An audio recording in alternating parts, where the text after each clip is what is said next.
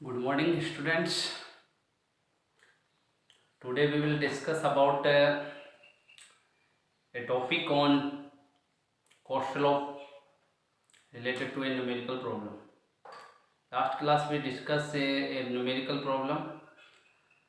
So today we will also discuss a next numerical problem. ठीक है, जो अपन ने पिछली क्लास में छोटा सा जो न्यूमेरिकल था वो किया था। आज उसी से रिलेटेड एक अलग टाइप का क्वेश्चन जो और अपने से एग्जाम में उसमें पूछ सकता है वो डिस्कस करेंगे। तो उसमें यही है कि एग्ज़ाम में जितने भी कोर्स लॉ से रिलेटेड अपने क्वेश्चन बन सकते हैं, किस किस टाइप से पूछ सकता है, वो सारी बात अपनी उसमें आ जाएगी। मतलब पूरा जो भी कंसेप्ट होगा वो अपना पूरा उसमें क्लियर हो जाएगा। तो उसको आप इसको मतलब इस न्यूमेरिकल को जो है, जो पहले एक न्यूमेरिकल किया था अपन ने, 2 न्यूमेरिकल कर चुके हैं इस यूनिट में। अब ये है, इससे तुम्हारे पूरे क्लियर हो जाएंगे और इन्हीं को ही अगर तुम प्रिपेयर कर लोगे तो बहुत है। ठीक है, तो इसको अच्छे से करना। ठीक है, चलो स्टार्ट करते हैं कि अपना न्यूमेरिकल क्वेश्चन क्या होगा। सबसे पहले तो न्यूमेरिकल देख लेते हैं फास्टली एक बार कि न्यूमेरिकल क्या है। तो न्यूमेरिकल ये देखिए अपना प्रीवियस ईयर का क्वेश्चन है, वैसे इंपॉर्टेंट क्वेश्चन भी है। तो इसमें अपने जो पूरी डेटा दे रखे हैं मैं उनकी बात कर लेता हूँ पहले। जैसे क्वेश्चन में दे रखा है कि a small project consisting of 7 activities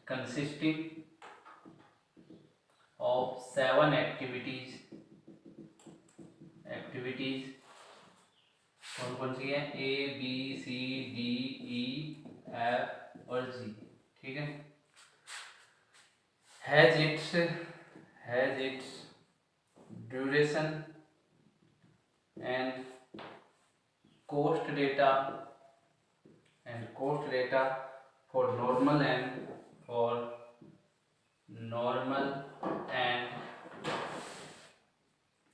crash is given below। ठीक है, जिसमें क्या दे रखा है, ड्रा द नेटवर्क डायग्राम। सबसे पहले तो अपने को यही करना है, draw the network, crash the network to achieve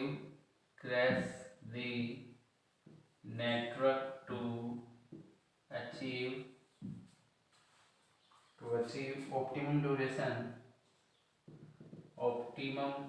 duration and optimum cost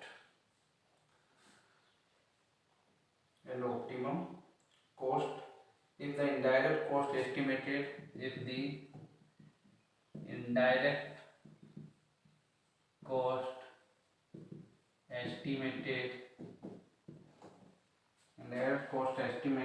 to Rs 180 per day of the project duration।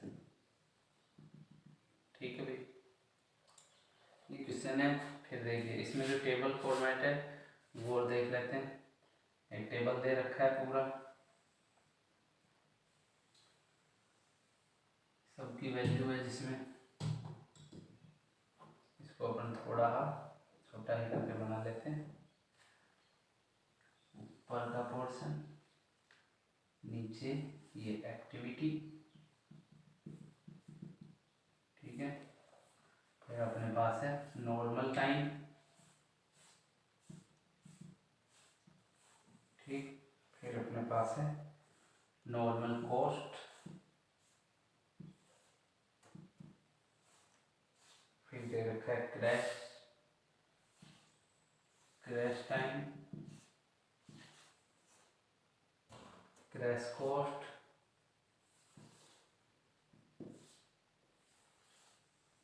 ठीक, और कॉस्ट स्लो।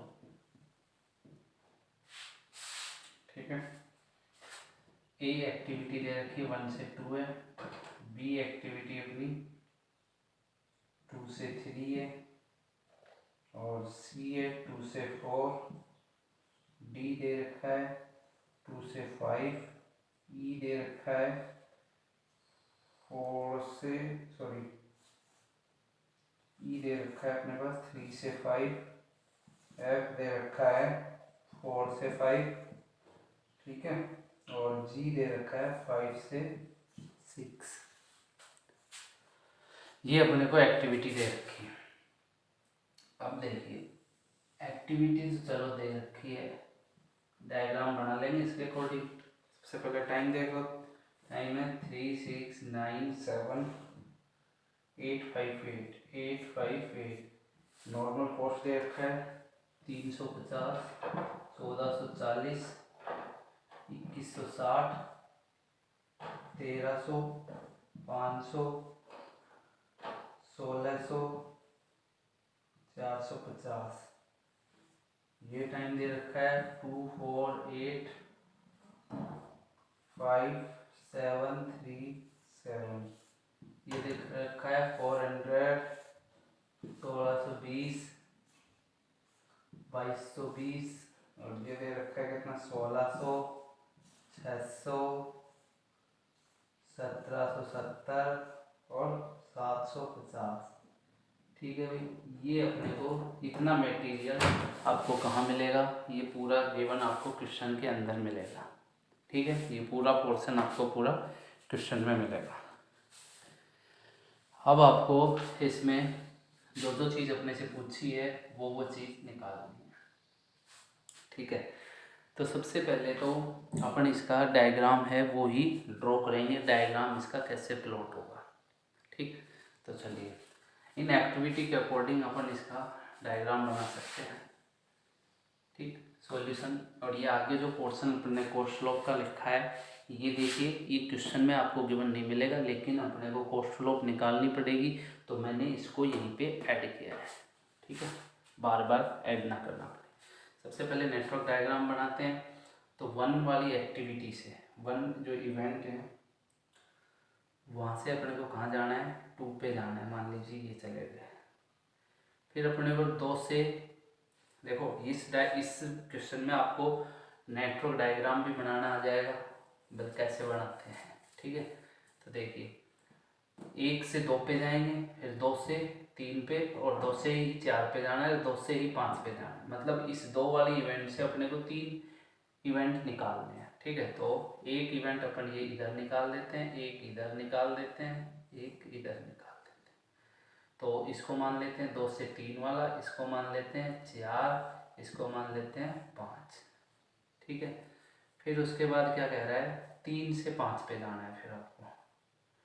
ठीक है, 3 से कहाँ जाना है, 5 पे जाना है, और 4 से 5 पे जाना है। 4 से 5 पे तो मान लो ये चले गए अपन। ठीक है, 4 से 5 पे तो ये चले गए, 2 से 3 पे, और 2 से ही अपने को 4 पे जाना है, और फिर 2 से ही अपने को 5 पे जाना है। देखिए इसको लिए अपने ने थोड़ा सा वो कर दिया अभी बात को, इसको 5 मानिए आप, नहीं तो अपना डायग्राम सही नहीं बन पाएगा। 2 से किस पे गए, 3 पे, ये 2 से मान लीजिए अपन 4 पे आ गए। ठीक है, क्योंकि देखो 4 से 5 पे भी जाना है, इसलिए किया है। 2 से 4 पे आ गए, और 2 से ही देखो 5 पे चले गए। अपने को 4 से 5 पे जाना है तो यहाँ से चले जाएंगे, 3 से 5 पे जाना है तो यहाँ से चले जाएंगे, और फिर 5 से 6 पे जाना है तो फिर अपन ये यहाँ से चले जाएंगे। ठीक है, सारी आ गई एक्टिविटी। अब इनको लिख दो। ये इसको तो क्या बोला है, ए, इसको 2 से 3 वाले को बी बोला है, और 2 से 4 वाले को सी, इसको डी बोला है, और 3 से 5 को ई बोला है, 4 से 5 को एफ बोला है, 5 से 6 को बोला है अपन ने जी बोला है। ठीक है, तो ये सारी चीज़ दे रखी है।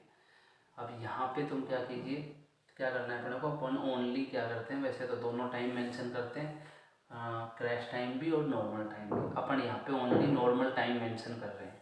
तो नॉर्मल टाइम यहाँ के लिए कितना है भाई, 3 6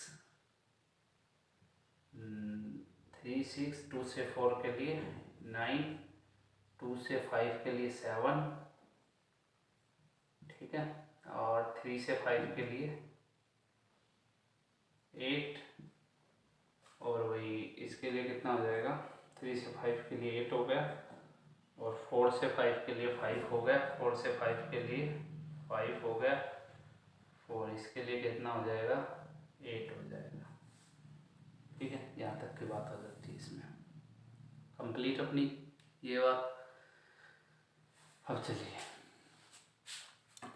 ये पोर्शन हुआ, मतलब नेटवर्क अपना डायग्राम यहाँ तक बन गया है। अब आगे बात कर लेते हैं।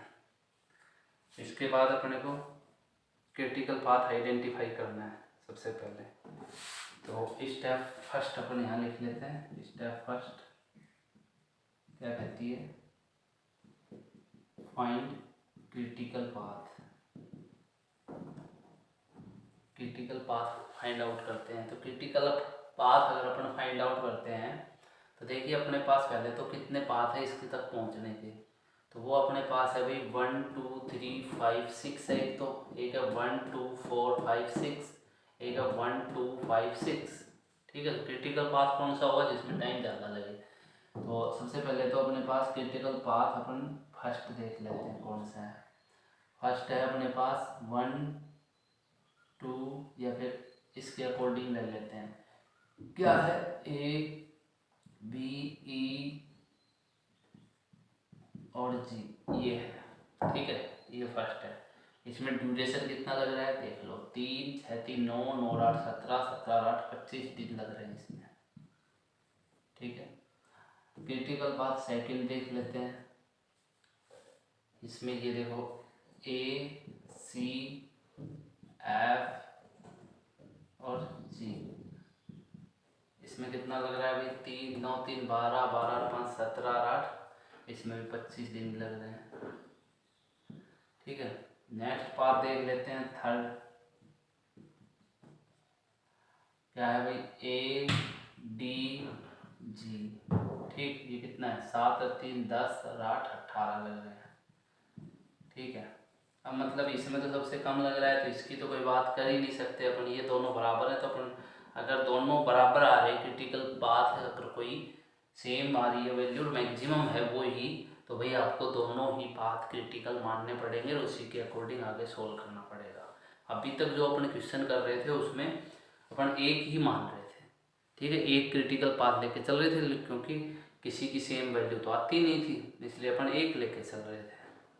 बट यहाँ अपनी भाई एक वैल्यू आ रही है तो इस वजह से अपने को दोनों नहीं रखने पड़ेंगे, दोनों रखने पड़ेंगे। ठीक है, इसको तो फिर अपन रख ही नहीं सकते, जिसका तो कोई काम है ही नहीं, तो इसको मिटा दो। तो अपने पास 2 क्रिटिकल पाथ आ गए। ठीक है, क्रिटिकल पाथ आइडेंटिफाई हो गया।